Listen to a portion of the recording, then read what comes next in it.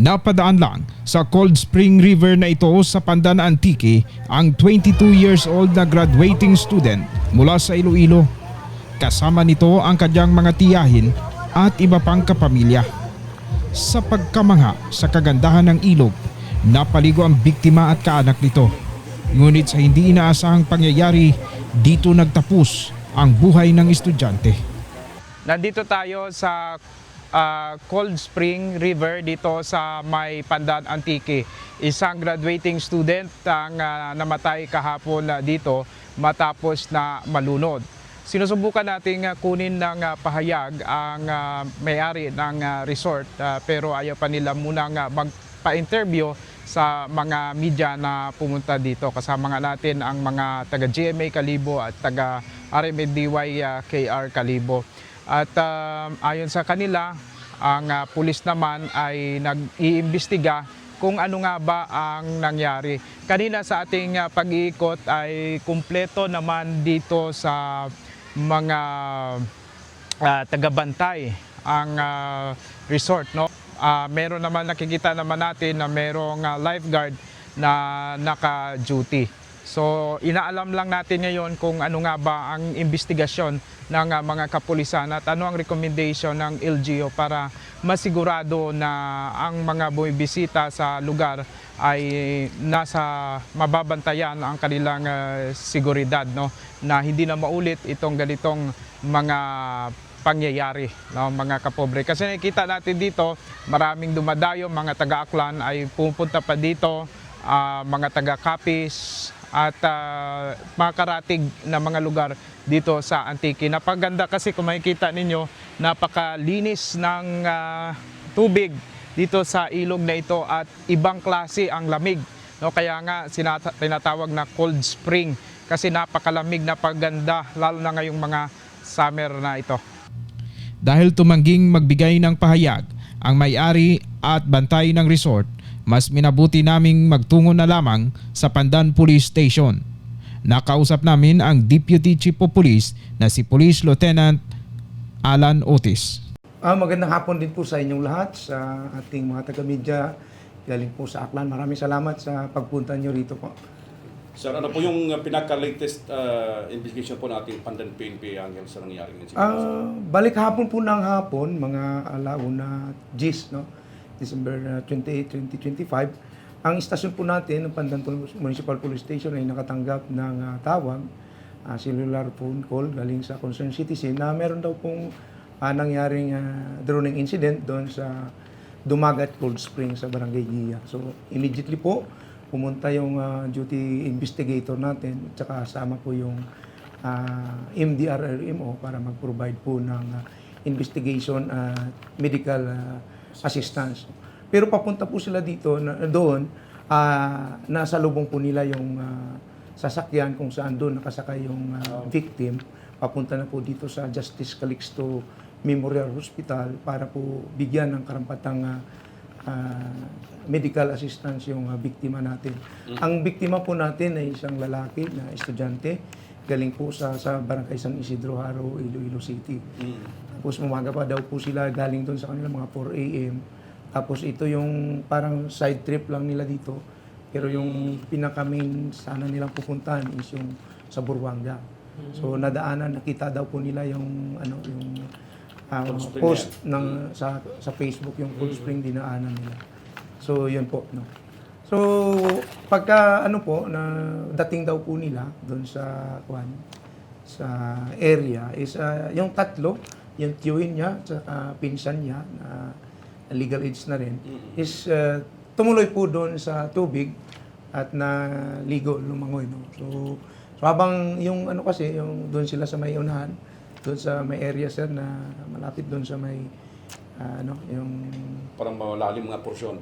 hindi, yung parang doon sa may itaas banda na may yung Diving board. Ano yan? hindi sir, yung doon, yung spider web, no? So doon, malapit sila doon. Dito lang banda, tapos lumusong sila sa tubig, saka nagpagos. No? So yung dalawa, pag galing doon sa may malalim na porsyon, is dito naman sila sa tabi. So siya daw is Tuloy-tuloy. tuloy-tuloy doon sa may malalim. Tapos nakita ng ng lifeguard natin na sumarurot siya pa sa ilalim. Tama. Pero hindi naman nakitaan na nalulunod, no? Parang nag-ano lang, ano tawag dito, nag-dive, sumisid lang. So, Yung ang pero pagkakabila- matagal siyang parang less than 1 minute yun, denive na ng lifeguard, saka hindi siya nakita doon, no? Hindi niya naabutan doon, para inado na siya ng konti doon sa may mababaw na porsyon. Yun na po yung. So pag hindi niya nakita, naghimingi isang tulong doon sa isang lifeguard, saka doon na nakita, doon na siya na recover doon sa may mababaw na porsyon, doon sa may puno na doon sa may parang ferry walk na area na yun. So yun na, tapos pagkakuha nila, kinandakan ng CPR, timing naman na may isa din doon na yung bisita nila na nurse. Tumulong yun sa CPR sa kanya at saka yung lifeguard na mouth-to-mouth resuscitation nagbigay ng Tsaka dinala na nila sa ospital. So pagdating sa ospital, mga 1:45 ng same na araw, pre-announce na dead on arrival ng attending physician. Baka buhay pa while naahon yung victim na yun. Opo sir, kinandakan pa nila. Parang pa daw. Na may response pa. Response pa. Pero siguro sa malayo, kinarga kasi nila sa parang pick-up sa likod. So hindi na nila na CPR Bigyan siguro ng- dahil oo. may Mag-extend, umahawak din daw yung mga lifeguard doon sa mahirap kasi baka wala silang hawakan doon sa likod na portion ng pick-up. So sa spine board lang. So, yun. Sir, background ng biktima, yung edad, tsaka graduating daw to, sir, sa college. Yes, bali po siya, graduating na student. 22 years old yung edad niya. Anong kurso niya, sir? Wala akong nakuha ng kurso niya, sir, kung ano yung kurso niya. Bali yung kasama niya is mga pinsan niya, tiyoy at tiyahin niya. Yung parents niya hindi kasama doon sa... Nagkwento din siya rin mga parents niya, yung mga kasama niya. Kung ano ba talaga nangyari. Yun yan na... According sa investigation, hindi na kasi sila makausap na yung Nasa shock. iyak na... Ang tanong doon, sir, kung marunong lumungoy itong biktima na to. May information na hindi daw siya marunong lumangoy. Masyadong Hindi masyado. lumangoy. No? Pero yun pa, to be confirmed pa. Sa pagpaagos nila, since hindi pa lang masyado marunong maglangoy, may salbabida ba itong gamit? Wala daw po sir, silang salbabida. Kasi pagdating daw po nila, dumiretso din sila sa tubig. Tapos yung mga kasama nila, yun pa yung mga babae nilang kasama, yun pa yung naghakot ng gamit sana nila. Papunta dyan. Pero wala daw silang reservation dyan. According po sa may-ari. Walk-in lang sila. Walk-in lang. Opo. Hindi daw po nga sila nakakuha ng table pa. Hindi pa sila naka doon. Na-excite oh, siguro. Na-excite. Na-excite, Possibly na-excite yung victim na kasama ng tiyuhin niya at saka yung pinsan niya. Doon, dumiretso doon sila sa tubig. So yung tubig kasi medyo may kalakasan din kasi malakas yung current kasi palaging naulan dito, mataas. So, Day before doon kasi kami sir, mataas yung Malakas malakas, malalim yun. So kasi hindi pa magsagot yung management, sabi nila sa inyo daw sa PNP. Sir, ano ba yung ano ba yung operasyon ng resort na yan? Pag pumasok ka, ganito yung mga procedure, kailangan ba na i-inform sila na kung ano ang lalim o ano ang dapat May dapat briefing. gawin doon? May May briefing. mga posting sila dyan sir sa may gilid doon, sa may entrance. May mga reminders naman sila doon. Yung it so happen lang siguro sir na tumuloy doon sila. Tuloy-tuloy, diretso. wala nang daming Oh, kung wala nag-side daw. niya sila. May life jacket sila doon, pero for rent ata din. Yes sir, may for rent na life jacket. Kasi hindi naman nila alam kung marunong lumangoy or or hindi. Yun nga, ang sabi ko doon, baka hindi nila na-orient yung mga visitors nila, parang gano'n. May mga dapat bang i-investigaran po yung Pandan PNP natin. Meron po sir, ongoing pa rin yung investigation natin. Yung LGU rin natin, magkakandak Oo, ng dapat investigation. At saka yung parents nila sir, this afternoon, may initial silang agreement ni investigator na pupunta po rito. Ngayon? Opo sir. Para inaantay po namin yung pagdating nila para pag-usapan yung kung anong pwede nating maikaso or kung ano yung disposition nila sa ano nila, sa Yung- case na to, sa incident na to. Opo. Yung bangkay sir na saan ngayon po?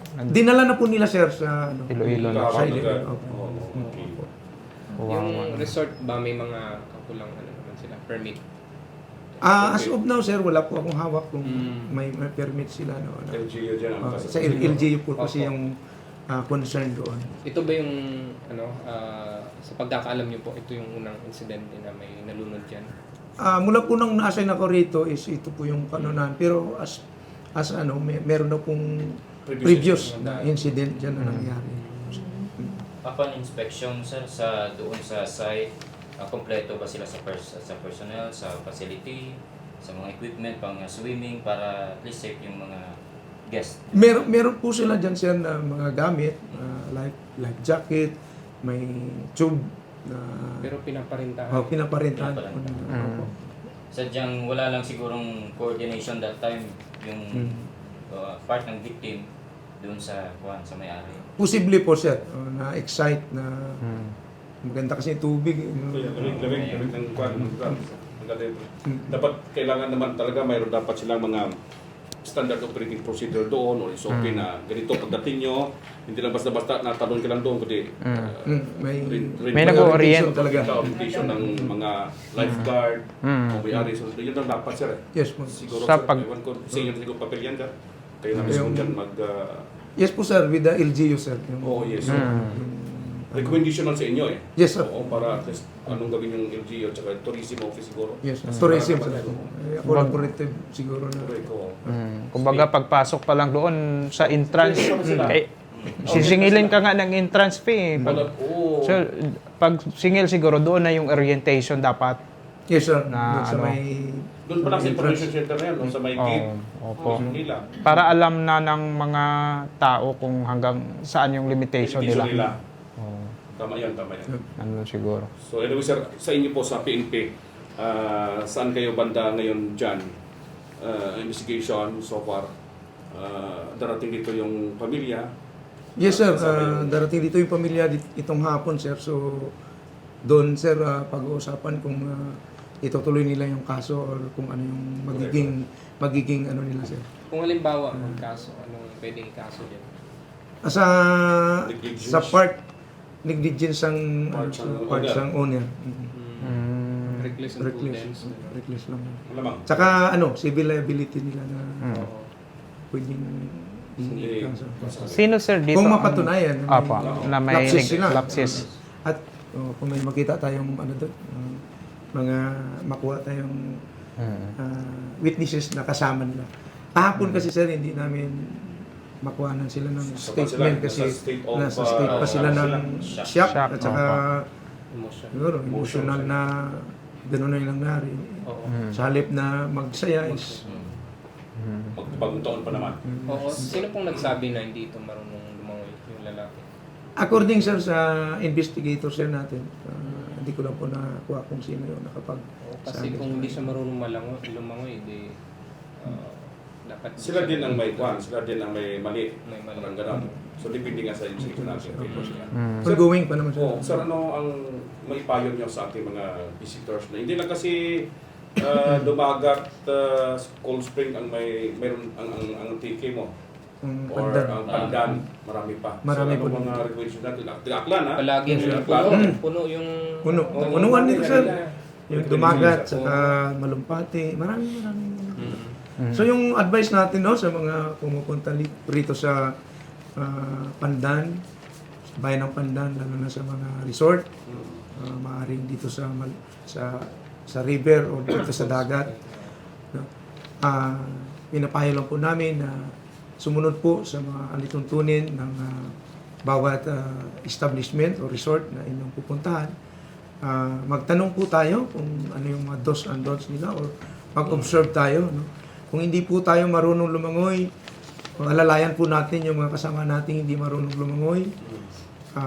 Bigyan po natin sila ng mga life jacket dyan. Mura lang naman pag mag-rent. No? Para ma-enjoy po natin yung happiness, yung bonding, at saka yung vacation yun, lalo na sa ngayon, year-end. Yes, yes. Para maging successful yung Vacation yun. vacation ng bawat isa. Pahabol, Bakasyon ba yan, sir? Na bakit sila nagbakasyon? O wala po sir na sinabi kung may okasyon, pero parang banding siguro ng banding ang kanilang pamilya. Mm. Actually, na-invite lang daw po yung victim, pinayagan naman Kaya nga daw. ng parents. No? So, Wala sa plano itong bata na to eh. Invite lang, sige sama ka na lang. Yun pa paalam nangyari. naman sa nanay niya. Siyempre, Baka kung sino yung sisipa ano. sinamahan, para may sa part ng tiyahin, may guilt. Siyempre, sila ang nag-invite, tapos gano'n yung nangyari. So, kalungkot. actually, ito ay isolated case naman. Masabi nating insidente talaga na maaari nating mabago, no? Yung mga protocols na para dito, no? Lesson learned sa atin, sa part ng mga owners, sa part ng ating mga visitors, para at least maging safe tayo, both sides, no? Maging, After ng investigation nyo, sir, anong mangyayari po? Magkakaroon po ba ng pag-uusap between sa inyo at maging yung LGU, like yung opisina ng tourism po? publish yung po, sir, ng office, probably Monday, magkakandak po ng sariling investigation yung LGU natin with tourism. Sa amin po, sir, ongoing po. Hinantay lang po namin na dumating yung parents para mapag-usapan po yung both parties doon sa sa resort kung anong desisyon ng parents or ng biktima. So, yun po yung masusunod natin. So, napapile sila ng case. So, Opo. Yung pupunta talaga dito yung parents talaga o nanay talaga ng victim or yung kapon sa information sir. Parents. Yung pamilya talaga, yung nanay. yung nanay, sir. Yun. Yung parents talaga ngayon, sir, yung Pupunta dito. opo, sir. Anytime, sir, mga 11 or 10 daw sila ng simula doon. So, medyo malayo pa rin. So, mga itong hapon, dating nila para Sige at po. least mapag-usapan yung kung ano yung magiging action nila. No? At saka maano na natin, assist natin sila. At saka mabigyan natin ng karampatang Guidelines, guidelines. Sige po. Sir, maraming salamat Police Lieutenant Alan Otis ng Yes. Pandan PNP Station. Yes, sir. Maraming salamat din po sa pagbisita nyo. Sa Aklan, welcome po kayo lagi dito. Magandang hapon. Thank you so much.